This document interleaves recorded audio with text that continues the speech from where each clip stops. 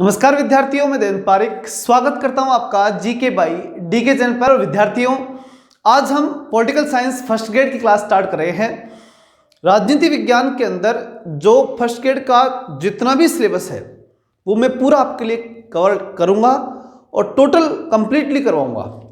आज अपनी पहली क्लास है और पहली क्लास से ही सबसे महत्वपूर्ण टॉपिक शुरू हो जाता है, राजनीतिक सिद्धांत। बहुत ही महत्वपूर्ण बात इसलिए है क्योंकि सिद्धांत में ज़्यादा प्रश्न गलत होते हैं विद्यार्थियों के, क्योंकि यहाँ अंडरस्टैंडिंग मामला ज़्यादा है, समझ का विषय है। जब हम संविधान की बात करते हैं सब रट लेते हैं, कोई दिक्कत नहीं आती। विचारक जो हैं उनमें भी सब कर लेते हैं आराम से। कुछ अंतर्राष्ट्रीय राजनीतिक देख लीजिए या फिर राजनीतिक सिद्धांत, ये दो ही विषय ऐसे रहते हैं, या फिर तुलनात्मक राजनीति। ये तीन कंसेप्ट अगर देखें पूरी पॉलिटिकल साइंस में तो इन तीन में कहीं दिक्कत आती है, बाकी तो राजनीति में कहीं दिक्कत आती नहीं। इसलिए शुरुआती कंसेप्ट ही एक दो प्रश्न पक्के लेके आ जाता है और बहुत ही महत्वपूर्ण कंसेप्ट है, इसलिए ध्यान से समझने की कोशिश कीजिएगा। शुरू करते हैं राजनीतिक सिद्धांत, और इसमें जो पहला जो आपके सिलेबस में दे रखा है राजनीतिक सिद्धांत यानी political theory, meaning and utilities, यानी राजनीतिक सिद्धांत का अर्थ और उसकी उपयोगिता।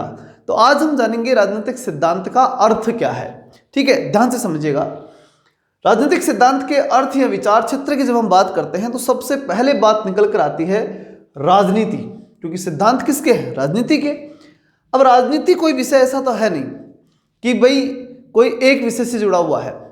राजनीति का जो विषय क्षेत्र है वो बड़ा व्यापक है, तो ये भिन्न भिन्न क्षेत्रों से जुड़ा हुआ है, अलग अलग पक्षों से जुड़ा हुआ रहता है।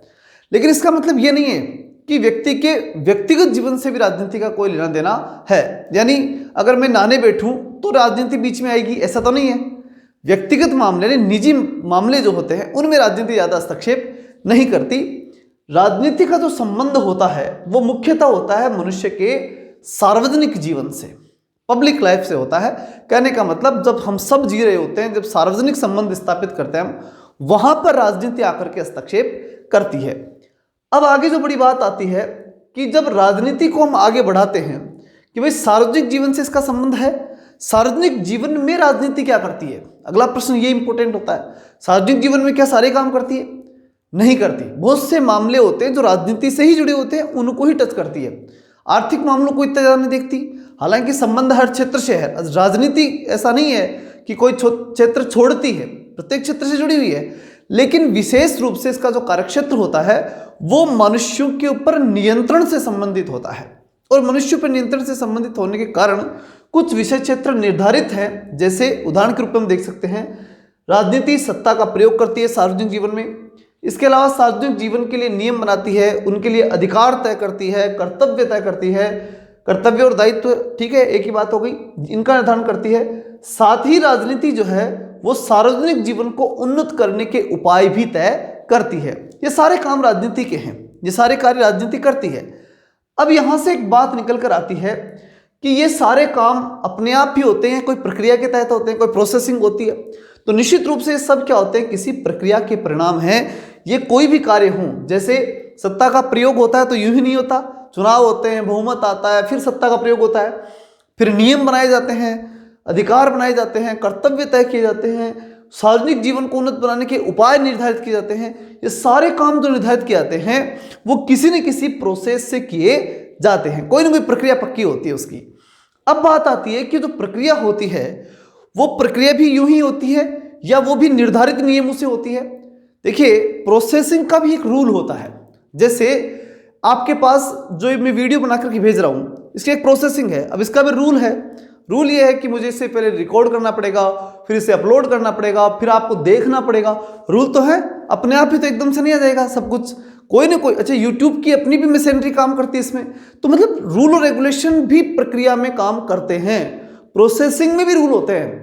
ठीक है, जैसे मान लीजिए अगर हम और ज़्यादा गहराई से प्रोसेसिंग के विषय को समझें तो अगर मान लीजिए कि हम जब खाना बनाते हैं तो पहले आटे, जो गेहूं है उससे आटा बनाते हैं, फिर उसके अंदर पानी डालते हैं, गूंथते हैं, उसके बाद उसको जो है तैयार होने के बाद उसको मतलब आटे को रोटी के रूप में परिवर्तित करते हैं। ये क्या है? प्रोसेसिंग। अब इसके रूल थे बीच बीच में, इस पूरी प्रोसेसिंग में कहीं ना कहीं नियम काम में लिए जा रहे थे।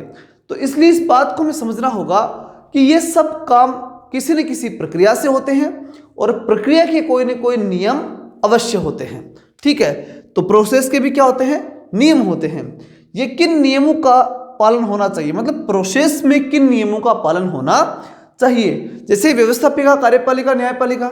ठीक है, अब वो क्या करेंगे, कोई ना कोई प्रोसेस काम मिलेंगी, लेकिन उस प्रोसेस के लिए कोई ना कोई रूल रेगुलेशन होंगे। ठीक है, तो अब यहां प्रश्न उठता है कि ये सब जो रूल और रेगुलेशन है, ये रूल रेगुलेशन राजनीतिक सिद्धांत की मुख्य समस्या है। यही रूल रेगुलेशन तय करना राजनीतिक सिद्धांत का महत्वपूर्ण कार्य होता है। ये सबसे बड़ी समस्या है, राजनीतिक सिद्धांत को यही काम करना है, वो रूल रेगुलेशन ही तय करके निर्धारित करने हैं। अब देखिए, कुछ रूल रेगुलेशन तो चल रहे होते हैं और कुछ अगर चल रहे रूल रेगुलेशन, उनमें कुछ कमियां भी तो हो सकती हैं। तो जो रूल रेगुलेशन चल रहे हैं, जो नियम चल रहे हैं, जो कि राजनीतिक सिद्धांत की सबसे बड़ी समस्या है, मतलब राजनीतिक सिद्धांत इन नियमों के ऊपर ही कार्य करती है, तो इन नियमों के चलते समय इनमें कुछ कमियां हो सकती हैं। तो इसलिए यहां से तीन बातें हमारे सामने आती है। वो तीन बातें कौन सी है, उससे पहले एक बार इसका स्क्रीनशॉट ले लीजिए। तो अब तक हमने क्या जाना कि राजनीतिक सिद्धांत जो है उसमें राजनीतिक प्रक्रियाएं महत्वपूर्ण होती हैं और राजनीतिक प्रक्रियाएं जो हैं वो किसी न किसी नियम से संचालित होती हैं और उन नियमों को जानना ही राजनीतिक सिद्धांत की सबसे बड़ी समस्या है।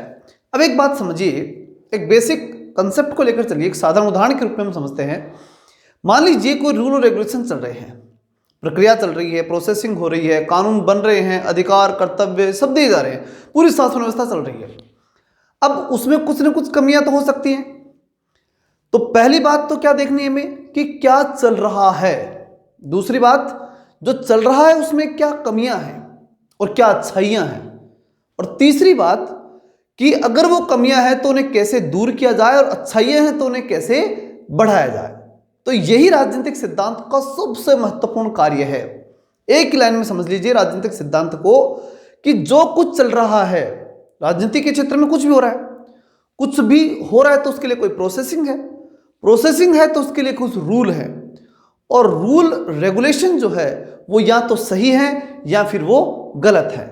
अगर सही है तो उनको और कैसे बढ़ाया जाए, और गलत है तो उनको कम करके अच्छे को कैसे बढ़ाया जाए, यही राजनीतिक सिद्धांत का महत्वपूर्ण कार्यक्षेत्र है। अब इसको समझने के लिए यहां से देखना कि राजनीतिक सिद्धांत के तीन प्रमुख क्रियाएं हम इसमें डिवाइड करेंगे। पहली कौन सी, वर्णन, मतलब कि कौन से रूल और रेगुलेशन से शासन व्यवस्था चल रही है, तो वो फैक्टेबल है, उसमें कोई ना कोई फैक्ट है, साफ है, दिख रहा है, जो कुछ है वो है, दिख रहा है, उसका हम क्या कर सकते हैं, वर्णन कर सकते हैं। और ध्यान रखिए, जो चीज है वो पक्की है, और पक्की है का मतलब ये हो गया कि वो विज्ञान के दायरे में आ गई, वो निर्धारित है, उसमें आप कोई चेंज नहीं कर सकते क्योंकि वो तो सामने दिखाई दे रही है। तो पहली चीज, वर्णन हमेशा किस में आएगा, विज्ञान के दायरे में आएगा, तो वर्णन राजनीति विज्ञान के क्षेत्र में आएगा।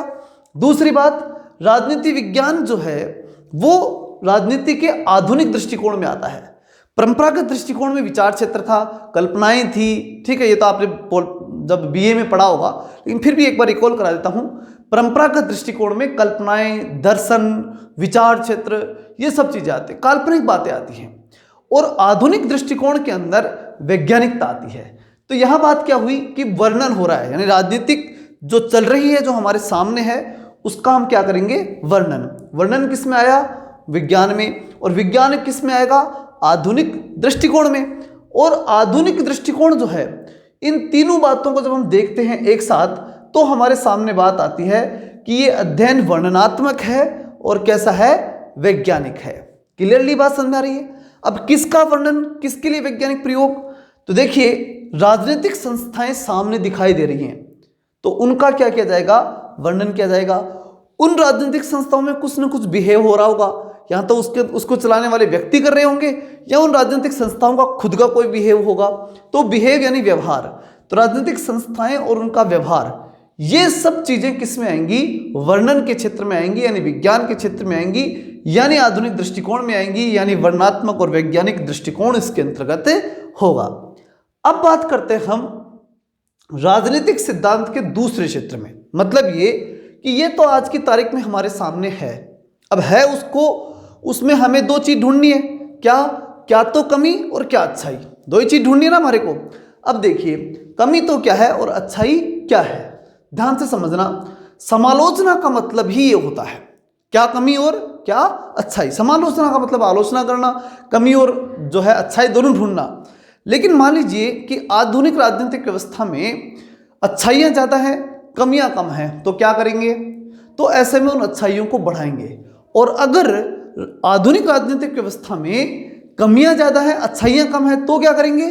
तो कमियों को कम करके और अच्छाइयों को बढ़ावा देंगे। ये तो करना है हमें। तो ये करना है तो किस में करेंगे? पुनर्निर्माण में करेंगे, क्योंकि हमें राजनीतिक व्यवस्था को अच्छे से अच्छा बनाना है, क्योंकि मनुष्य की हमेशा आदत रहती है उत्तम व्यवस्था चाहिए उसको। तो इसलिए वो क्या करेगा? समालोचना करेगा, और समालोचना करने के बाद पुनर्निर्माण करेगा, फिर से उसके अंदर अच्छाइयाँ ढूंढने का प्रयास करेगा। अब यहाँ बात ये आती है कि इन दोनों चीज़ों को हम किस में डालें, मतलब अच्छाई बुराई को ढूंढना और अच्छाइयों को आगे बढ़ाना, ये चीज़ किस में आएगी? ध्यान रखिए, ये सिर्फ काल्पनिक बातें हैं, हम नहीं कर सकते, हम सिर्फ कल्पना कर सकते हैं, हम सिर्फ एक दार्शनिक की तरह कह सकते हैं कि ये चीज़ें इसमें कम हैं, ठीक है, ये इसमें गलत है, ये इसमें सही है, ऐसा होना चाहिए था, ऐसा नहीं होना चाहिए था, ये सब क्या है? काल्पनिक बातें हैं। तो ये समालोचना का विषय जो है ये फैक्टेबल नहीं होता, ये तथ्यात्मक नहीं होता, ये सब चीज़ें हम तर्क के माध्यम से या कल्पनाओं के माध्यम से सिद्ध करने का प्रयास करते हैं। और उसके बाद पुनर्निर्माण भी कल्पना काल्पनिक है, क्योंकि इसमें भी हम ये तय करते हैं कि ऐसा हो सकता है, भविष्य में हम ऐसा कर सकते हैं, ये सब कल्पना का विषय है। और जब जो भी विषय काल्पनिक होता है वो किस में आ जाता है? दार्शनिक क्षेत्र में आ जाता है। इसलिए ये दोनों समालोचना और पुनर्निर्माण किस में आएंगे? राजनीतिक दर्शन के क्षेत्र में आएंगे। और जब राजनीतिक दर्शन की बात करेंगे, काल्पनिक और चिंतन की जब हम बात करेंगे, तो वो किस में आएगा? परंपरागत दृष्टिकोण में। ध्यान रखिए, चिंतन के विषय हैं दोनों, और चिंतन, कल्पना, ठीक है, तर्क शक्ति, ये सब चीजें किस में आनी है? इसमें आनी है।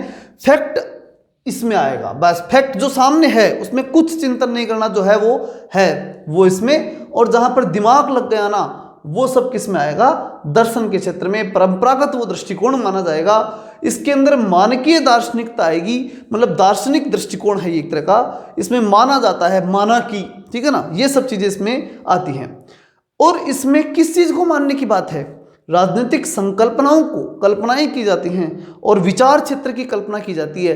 कहने का मतलब इसमें पूरी तरह से हम दार्शनिक और चिंतनात्मक दृष्टिकोण अपनाते हैं, और ये सब चीजें किस में आएंगी? ये परंपरागत दृष्टिकोण में आएंगी। अब इन दोनों बातों से हमारे सामने एक बात स्पष्ट होकर के आती है कि हमें राजनीतिक सिद्धांत को अगर जानना है तो हमें राजनीति के परंपरागत दृष्टिकोण को और राजनीति के आधुनिक दृष्टिकोण को, दोनों दृष्टिकोण को अगर हम जोड़ दें तो वही राजनीतिक सिद्धांत है। यही सबसे बड़ा सार है। राजनीतिक सिद्धांत का अर्थ क्या है? परंपरागत दृष्टिकोण प्लस आधुनिक दृष्टिकोण, यानी वर्तमान में व्यवस्था क्या है प्लस उसमें हम क्या सुधार कर सकते हैं, उसमें आज की तारीख में क्या कमियां हैं, क्या अच्छाइयां हैं, और उसमें क्या सुधार कर सकते हैं। तीन बातें इसके अंतर्गत आती हैं। यही राजनीतिक सिद्धांत है, और ये था राजनीतिक सिद्धांत का महत्वपूर्ण अर्थ। लेकिन इसमें फिर मैं कह रहा हूं, ये तीन बातें आपको बहुत ध्यान से रखनी है। वर्णन यानी वर्तमान में क्या है, समालोचना यानी इसमें क्या कमी और क्या अच्छाई है, और पुनर्निर्माण अच्छाई कैसे बढ़ानी है और बुराई को कैसे कम, यानी कमी जो है उसको कैसे कम करना है। इन सब को मिला देंगे तो ये राजनीतिक सिद्धांत है। तो ये था दोस्तों पहला टॉपिक आपका आज का। कल हम पढ़ेंगे इसकी उपयोगिता, और रेगुलर एक क्लास आपकी इसकी राजनीति विज्ञान की मिलेगी। राजनीतिक सिद्धांत की उपयोगिता क्या है? मैं ये नहीं कहता कि आपको 1 घंटे क्लास दे पाऊंगा या बहुत ज़्यादा दे पाऊंगा, लेकिन जितना समय मिलेगा कंटिन्यूटी से दूंगा, और लगभग यानी पूरा ही मान लीजिए सारा कोर्स में कराने की कोशिश करूंगा। जिन विषयों में मुझे लगेगा कि इसमें आपको और भी किसी एक्सपर्ट की आवश्यकता है, तो मैं निश्चित रूप से किसी और मेरे से भी अधिक जानकार जो अन्य क्षेत्र में होंगे, जिन क्षेत्रों में मेरी जानकारी कम है और किसी अन्य लेक्चर की ज़्यादा है, तो मैं कोशिश करूंगा कि मेरे किसी मित्र के द्वारा आपको वो क्लासें उपलब्ध करवा सकूं। चलिए मिलते हैं, तब तक के लिए जय हिंद, जय भारत।